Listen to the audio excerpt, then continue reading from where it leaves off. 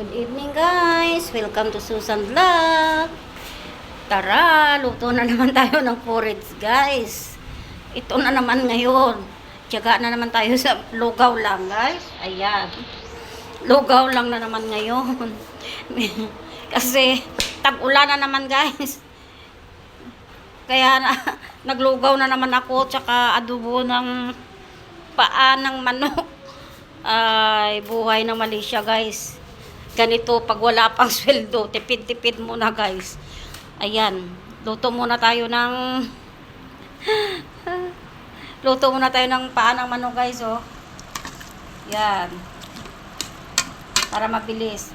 Hinalo ko na yung paa ng manok at leg ng manok guys, adobo. Kasi may natira pa akong ginisa na upo kagabi. Nainit ko na, yan. Yan. Kaya ngayon naglugaw na naman ako ng isang takal. Lugaw-lugaw muna tayo guys. Ayan. Lugaw na naman. Plain lang. Plain lang na linugaw guys. Importante may makain tayo guys. Kasi ang sahod ko, asing ko pa. Kaya sana marunong tayo magtipid guys. Kahit papaano basta makakain lang tayo. Ang buhay ng mga OFW, ganito, tipid-tipid. Para may maipadala sa magulang. Kaya yan guys. Maglugaw lang na naman ako ngayon. Plain lang siya. Tapos gusto ko lang ipapartner ko adobo, paa ng manok. Basta maglugaw ako, paa ng manok talaga yung inaano ko guys. Sinasawang ko sa akin lugaw kasi plain lang, ganyan lang yung luto ko, plain na lugaw. Tapos yan, ayan lang siya, oh. Paa ng manok at liig ng manok, yan.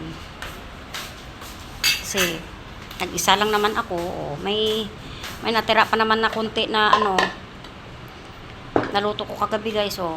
Mayroon pa natira, oh. So sampat naman di ba? Kaya tipid-tipid din hanggang bukas na din naman nakain yan. Ganyan lang naman ang buhay. Ayun. Maulan na hapon na naman dito sa Malaysia guys. Kanina sobrang init, grabe. Nasa 39 degree ang init.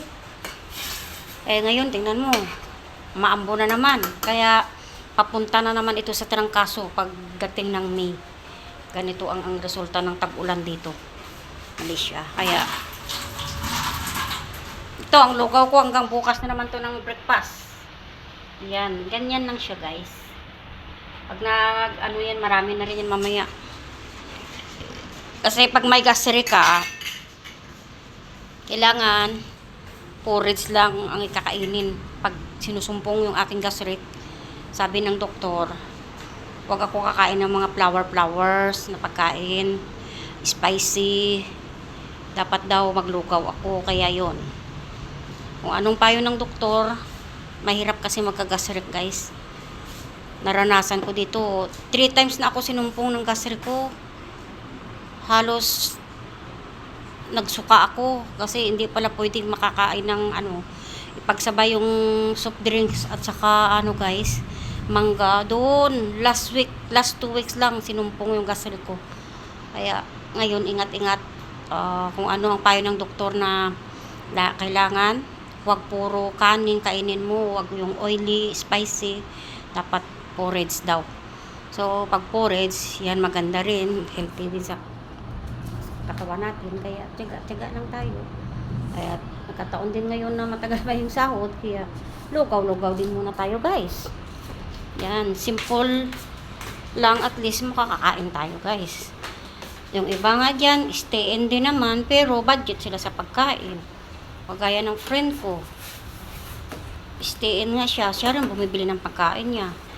Di ako, ginusto ko rin na mag-stay out ako, at least mailuto ko kung anong gusto ko. Kaya ito, ang sarap din ng buhay na may room ka, at least maluto mo lahat kung anong gusto mo. Basta may pambili lang guys.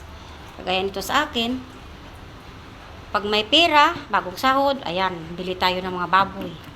Pag wala, after 2 weeks, back to normal na naman tayo guys sa pagtitipid ng ating ulam. Kaya, ayun guys, thank you for watching. Ay, sahod ko asing ko pa guys, kaya, di bali, may maidudukot pa naman ako kahit paano. Okay, bye guys, good afternoon everyone.